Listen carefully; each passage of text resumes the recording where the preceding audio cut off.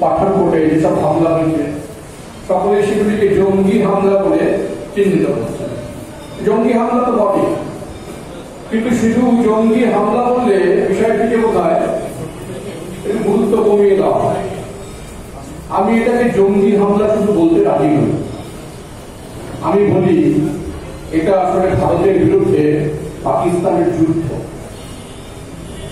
এই যুদ্ধটি পাকিস্তান 1947 সাল থেকে শুরু করেছে এবং এখনো এই যুদ্ধটি চালিয়ে যাচ্ছে। যুদ্ধ দু প্রকারের হয়, একটা প্রত্যক্ষ যুদ্ধ আর একটা ছায়া যুদ্ধ। পাকিস্তান 47 সাল থেকে সেই ছায়া যুদ্ধ চালিয়ে যাচ্ছে। এখন এই যুদ্ধের জবাব কিভাবে হবে? যুদ্ধের জবাব যুদ্ধেই হবে। যুদ্ধের জবাব আর কোনো কিছুতে হতে পারে না।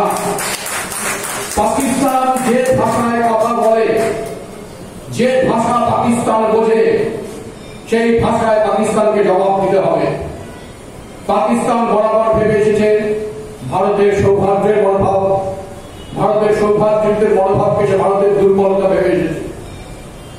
অটল বিহারী বাজপেয়ী লাহোরে বাস যাত্রার পর কারগিলে হামলা দিয়েছে পাকিস্তান। পাকিস্তানকে বুঝতে হবে ভারতের সৌহার্দ্যের মনোভাব বা সৌহার্দ্যের মনোভাব ভারতের দুর্বলতা নয়। এরপরে যদি হানা দেয় পাকিস্তান জঙ্গিদের মাধ্যমে, তাহলে লাহোরে আর কোন সৌহার্দ্য বাস যাত্রা যাবে না। এটা পাকিস্তানকে মনে রাখতে হবে। বরং লাহোরে মিসাইল ছুটে যাবে ভারতে, এটা পাকিস্তানকে মনে রাখতে হবে। আমাদের সীমান্ত পাহারা দেন জওয়ানরা, তারা যুদ্ধ চালাচ্ছেন নিয়মিত, দিন রাত তারা এই যুদ্ধ চালিয়ে যাচ্ছে। প্রতিপক্ষকে জবাব দিচ্ছেন তারা। আমাদের নাগরিকদের কিছু বক্তব্য আছে, আমাদেরও একটি যুদ্ধ চালাতে হবে। মনে রাখতে হবে ভারতের দুটি শত্রু। একটি শত্রু পাকিস্তান, তাকে আপনি চেনা পরিচিত শত্রু সে, তার বিরুদ্ধে আমাদের জওয়ানরা লড়ছেন। কিন্তু ভারতের ভিতরে, ভারতের অন্নে এবং জলে লালিত পালিত হয়ে আরেক দল মানুষ আছে যারা পাকিস্তানের হয়ে লড়াই চালিয়ে যাচ্ছেন ভারতের বিরুদ্ধে, ভারতের মারতে বসে। তাদের বিরুদ্ধে লড়াই চালাতে হবে আমাদের, যারা আমরা ভারতবর্ষকে ভালোবাসি, সেই ভারতীয় নাগরিক, যারা আওয়াজ তুলেছিলেন ভারত তেরি টুকরে হোঙ্গি, যারা আওয়াজ তুলেছিলেন আফজল গুরু অমর রহে, যারা আওয়াজ তুলেছিলেন কাশ্মীরকে আজাদ করে দে, মণিপুরকে আজাদ করে দে, তাদের বিরুদ্ধে আমাদের লড়াই জারি রাখতে হবে। যারা আওয়াজ তুলেছেন কাশ্মীরকে পাকিস্তানকে দিয়ে দিতে হবে, কাশ্মীর নাকি পাকিস্তানের অঙ্গ, তাদের বিরুদ্ধে লড়াই চালাতে হবে। জওহরলাল নেহরু বিশ্ববিদ্যালয়, যাদবপুর বিশ্ববিদ্যালয়ে যে অধ্যাপকরা জঙ্গি নিহত হলে তার প্রতি শোকাভিভূত হয়ে পড়েন, তাদের বিরুদ্ধে লড়াই চালাতে হবে। যারা এক সময় আওয়াজ তুলেছিলেন আগে পাকিস্তান দিতে হবে তারপর ভারত স্বাধীন হবে, তাদের বিরুদ্ধে লড়াই চালাতে হবে। এদের বিরুদ্ধে লড়াই চালানো আমাদের নাগরিক সমাজের কর্তব্য। এই কর্তব্য যেন আমরা বিচ্যুত না করি। ভারতবর্ষকে রক্ষা করার দায়িত্ব শুধু জওয়ানদের নয়, সীমান্তে যে জওয়ানরা পাহারা দিচ্ছে তাদের নয়, সে দায়িত্ব আমাদের। যারা আজ ভারতীয় বিমান বাহিনীর বিমান হানা নিয়ে নানা রকম প্রশ্ন তুলছেন, যারা বিশ্বের সঙ্গে ভারতীয় সেনাকে অপদস্থ করতে চাইছেন, যারা দেশের প্রতিরক্ষা ব্যবস্থাকে হাত করে তুলে দিতে চাইছেন, তাদের বিরুদ্ধে লড়াই করতে হবে। যারা গত বছর লুকিয়ে পাকিস্তানি রাষ্ট্রদূতের সঙ্গে বৈঠক করেছেন, তাদের বিরুদ্ধে লড়াই চালাতে হবে। যে রাজনৈতিক নেতা পাকিস্তানের মাটিতে গিয়ে বলে এসেছিলেন যে আমি এখানে বেশি স্বাচ্ছন্দ্য বোধ করি, তার বিরুদ্ধে লড়াই চালাতে হবে। যে রাজনৈতিক নেতা ইমরান খানকে বুকে জড়িয়ে ধরে বলেছিলেন আমি তো তোমাকেই সমর্থন করি, ভারতবর্ষকে নয়, তার বিরুদ্ধে লড়াই চালাতে হবে।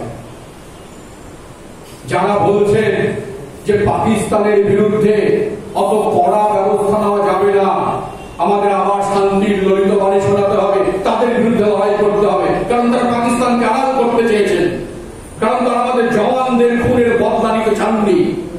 তারা চেয়েছিলেন পাকিস্তানের সামনে ভারতকে আরেকবার ভীত প্রতিপন্ন করতে, তাদের বিরুদ্ধে লড়াই চালাতে হবে। ভারতবর্ষকে অত সহজে হাজার টুকরো করা যাবে না। কাশ্মীর থেকে কন্যাকুমারী এক সূত্রে গঠিত ভারতবর্ষ। একটি ঘটনা আপনাদের বলি, 62 সালে চীন যখন ভারত আক্রমণ করে, সেই সময় তামিলনাড়ুর মুখ্যমন্ত্রী আন্নাদুরাই ছিলেন। তার তামিল অসুবিধা ছিল অসম্ভব, হিন্দি বলার অসম্ভব বিরোধী তামিল অস্মিতা সম্পন্ন নেতা, কিছুটা তামিল বিচ্ছিন্নতাবাদের জনক তিনি। তো যখন চীন ভারতকে আক্রমণ করলো তখন সবাই আন্নাদুরাই ভাবলেন আন্নাদুরাই কি বলবেন, আন্নাদুরাইকে সবাই জিজ্ঞাসা করলেন আন্নাদুরাই কি কথা বলছেন যে হিমালয়ের উপর যে আক্রমণ সেটা তামিলনাড়ুর উপর আক্রমণ। এটাই হচ্ছে ভারতের বার্তা। যে আক্রমণ পুলওয়ামায় সেটা কলকাতাতেও আক্রমণ, যে আক্রমণ পুলওয়ামায় সেটা জলন্ধরেও আক্রমণ, যে আক্রমণ পুলওয়ামায় সেটা কন্যাকুমারীতেও আক্রমণ। সেই আক্রমণের বিরুদ্ধে সেনাবাহিনী যেমন লড়ছে আমাদের লড়তে হবে। দেশের ভিতরে যারা পাকিস্তানের এজেন্ট রূপে কাজ করছেন আজকে, যারা ভেতর থেকে দেশকে ধ্বংস করতে চাইছেন, তাদের বিরুদ্ধে আমাদের লড়তে হবে। এটা আমাদের নাগরিক সমাজের দায়িত্ব। ভারতবর্ষ একটি মাত্র একটি মানচিত্র না, একটি ভৌগোলিক সীমারেখা মাত্র না। ভারতবর্ষ হচ্ছে আমাদের জন্ম। স্বামী বিবেকানন্দ বলেছিলেন আগামী 50 বছর আমরা সবাই মায়ের জন্য বলিত হত। 50 বছরের পরেও ভারতের সংকট কাটেনি। তার ভেতরে এবং বাইরে শত্রুরা সমান সক্রিয়, শত্রুরা শক্তিশালী। ফলে আগামী 100 বছর 150 বছর সমগ্র জন্মই আমরা মায়ের জন্য বলিত হত। ভারতবর্ষের দিকে তাকিয়ে দেখবেন তার মাথায় রৌপ্য শোভিত মুকুট, তার পায়ের নিচে নীল সমুদ্র তাকে বন্দনা করে যাচ্ছে।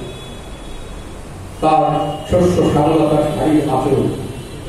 রোজ সকালে যখন এই ভারতবর্ষের ঘুম ভাঙে, ভোরের সূর্য তাকে বন্দনা করে। সেই বন্দনায় একটি মন্ত্র ধ্বনিত হয়, বন্দে মাতরম, মা তোমাকে বন্দনা করি। সেই ভারতবর্ষে যখন ভোরের পাখিটি গেয়ে ওঠে তখন তার কণ্ঠে একটি গান ধ্বনিত হয়, বন্দে মাতরম, মা তোমাকে বন্দনা করি। সেই ভারতবর্ষের ক্ষেত্রে খামারে যখন একজন কৃষক কাজ করেন, তার যে বীজ স্পন্দন, সেই বীজ স্পন্দনে একটি শব্দ ধ্বনিত হয়, বন্দে মাতরম, মা তোমাকে বন্দনা করি। সেই ভারতবর্ষের কলে কারখানায় যে মজুর কাজ করেন, তার হাতুড়ির আঘাতে একটি শব্দ ধ্বনিত হয়, বন্দে মাতরম, মা তোমাকে বন্দনা করি। সেই ভারতবর্ষের গৃহবধূ যখন দাওয়ায় আলোচনা দেয়, যখন শিশুকে ঘুম পড়ায়, কণ্ঠে একটি সঙ্গীত ধ্বনিত হয়, বন্দে মাতরম, মা তোমাকে বন্দনা করি। মাকে আমরা বন্দনা করি।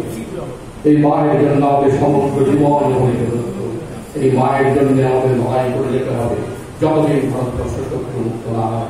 বন্দে মাতরম।